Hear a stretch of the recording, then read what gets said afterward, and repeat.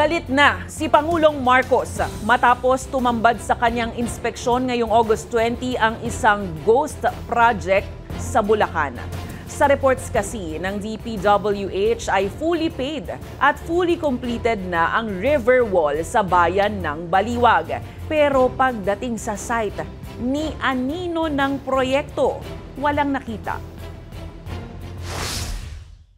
55 million pesos na river wall project sa Baliwag, Bulacan.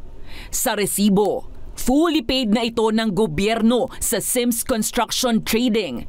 At ayon sa dokumento mula sa Department of Public Works, fully completed na rin. Pero nang mag-inspeksyon, bunsod ng report sa sumbong sa Pangulo website, wala kaming makita na kahit isang hollow block, isang na semento, walang equipment dito. Lahat itong project na ito, ghost project.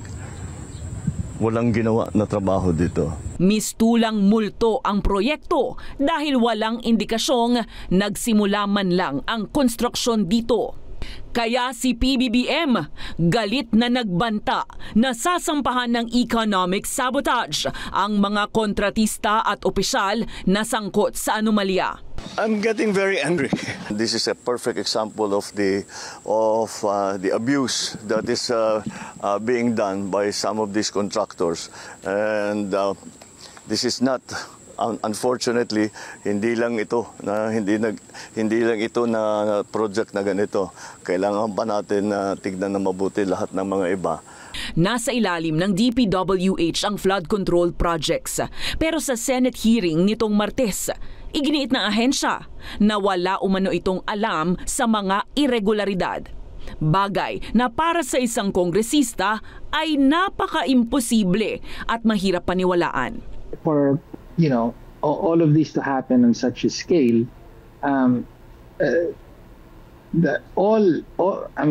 almost all branches are in some way or other either directly involved, complicit, or enabled it. No? So that includes, for example, the Ombudsman. Sa panig naman ng Bureau of Internal Revenue, sisilipin na kung nagbabayad ba ng buwis ang mga kontraktor ng pamahalaan.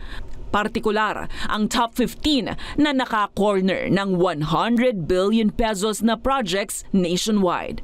Hihingi rin tayo ng mga dokumento patungkol dyan sa mga proyekto na yan at para makita natin talaga at mabusisi kung kamusta ba ang naging tax compliance ng mga contractors ito. Nagsasagawa na rin ng investigasyon ang Commission on Audit sa mga ghost, incomplete at substandard na mga proyekto.